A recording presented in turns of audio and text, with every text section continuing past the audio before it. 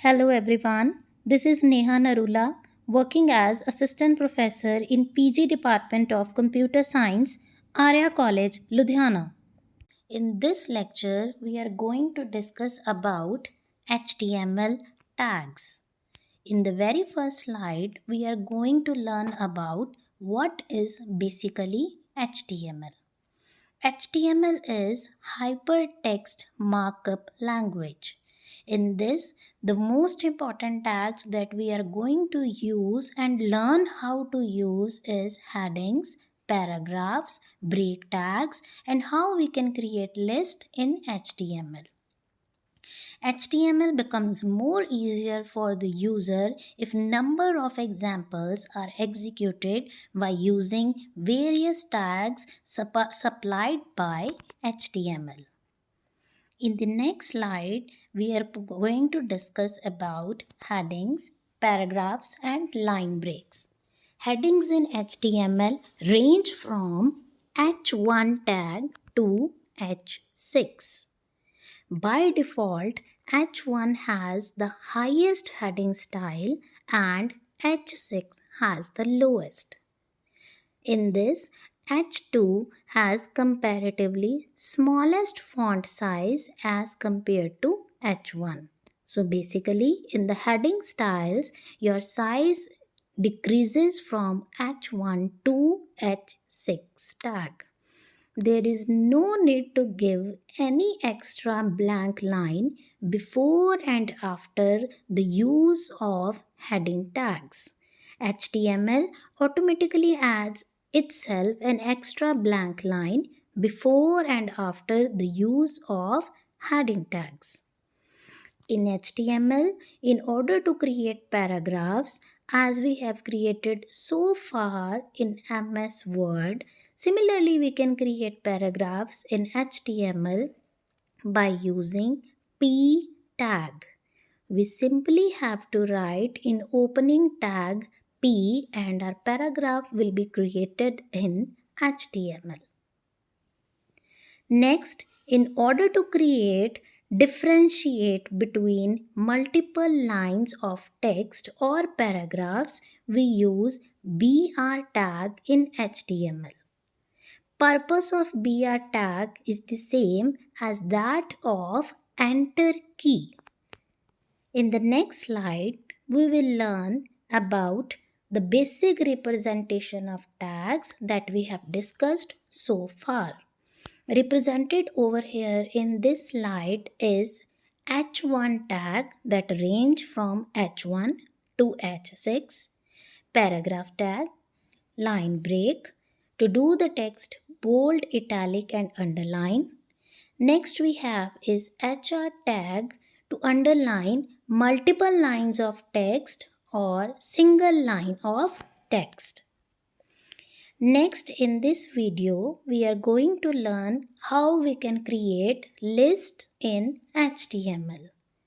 List is basically a way of organizing a group of information in a particular sequence in a proper manner.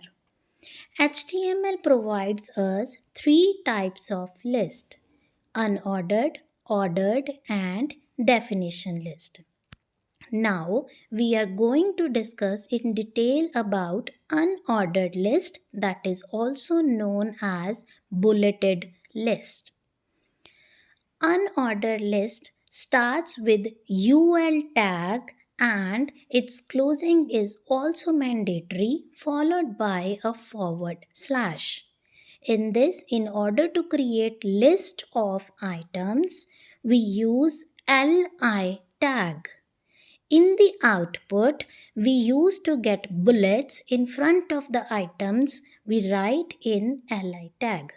By default, in our output, bullets are displayed in front of multiple items. In order to change this bullet style, in the opening UL tag, we have to specify type equal to circle or square if we want to change from normal bullets. In the next slide, we are going to learn how ordered list is created in HTML. It is created using OL tag, again its closing is necessary followed by forward slash. A ordered list is also considered as sequence list because over here sequence of steps will appear in your output.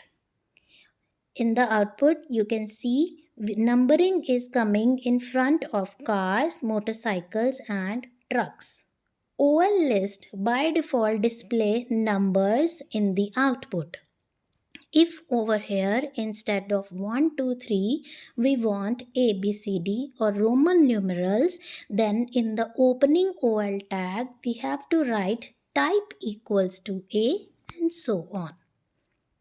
In the next slide, we are going to learn about definition lists. Definition lists in HTML are created using DL tag. It has two more tags associated with itself, that is DT, which stands for definition term, and DD, which stands for definition description.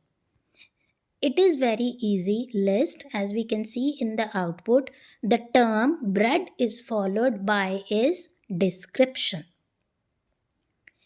In the next slide, we are going to learn about how we can align our lines or paragraphs in a web page.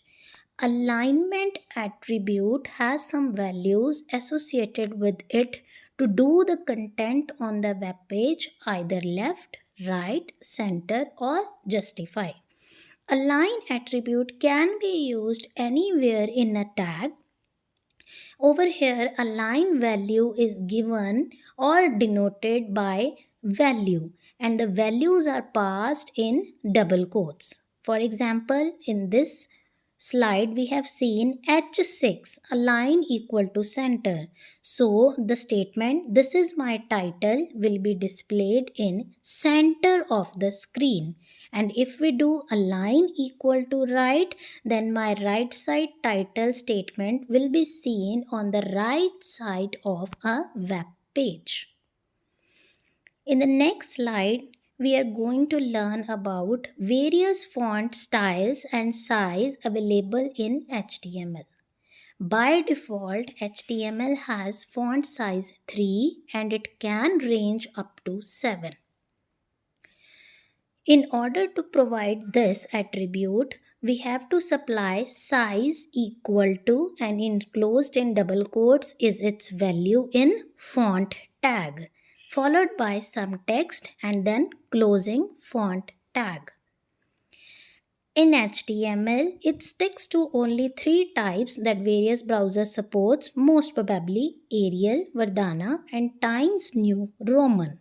In order to change the font style or font face, we have to use face attribute in font tag followed by its value in double quotes as shown in the example is Arial. In the next slide, we are going to discuss about what is the use of style tag. Style tag is mostly used in our CSS, that is cascading style sheet. Style tag can contain multiple attributes and their associated values followed by semicolon, and style tag itself includes all the attributes and values enclosed in double quotes. Now we are going to discuss about how we can change the background or we can say backend of a web page. The background color of a web page can be changed very easily by supplying any name of color or by supplying any hexadecimal number in the body tag. We simply have to write in body tag BG color equals to.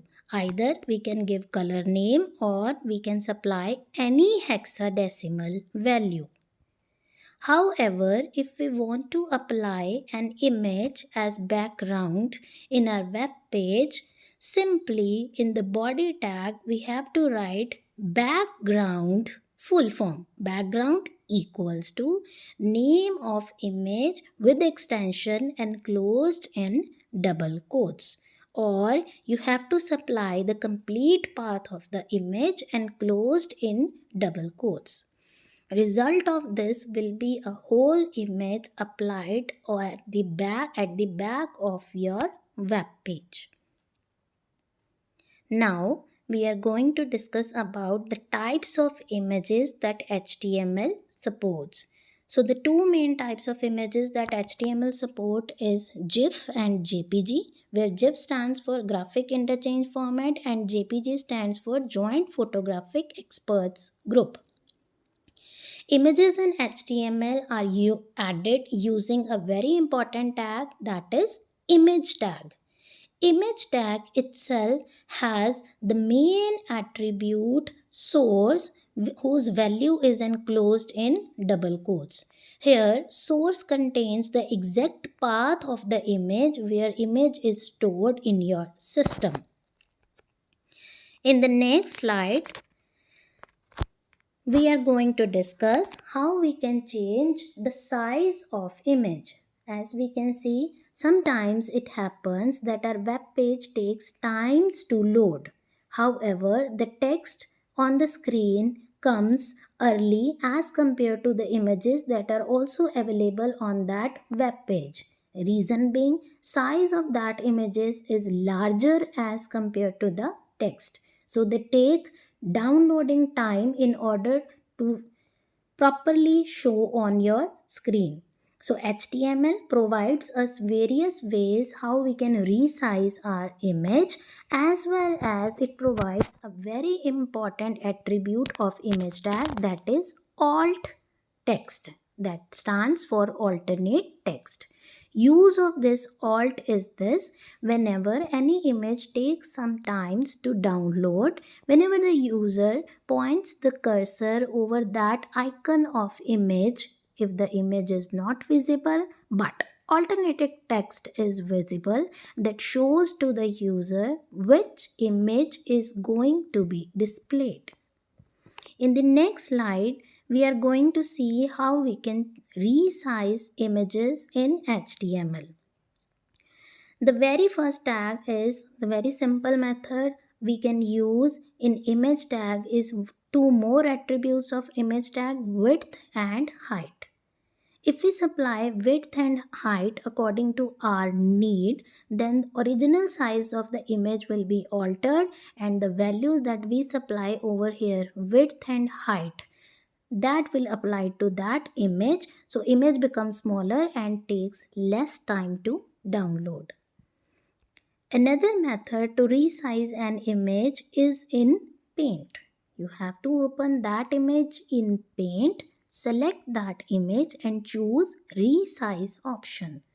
Over there, you can supply any possible percentage of image. Whatever percentage you supply, that original image will be changed into the percentage that you are using now to resize that image.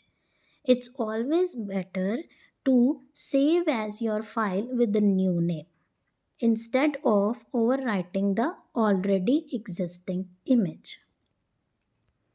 Now we are going to discuss, now you are going to see the various resizing examples of photo in HTML. Center, we can see there is an original image and then there is a resized image in Paint as well as in HTML. In the next slide, we have use of comment tag. Comments are same as we have seen in C, C++ or Java. Their basic purpose is to keep or to maintain documentation for the user.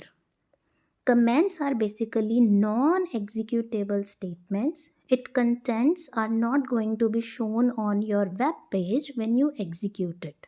These are basically for the user who is designing a web page to maintain a notes or documents to keep in mind what task he has accomplished in that particular web page.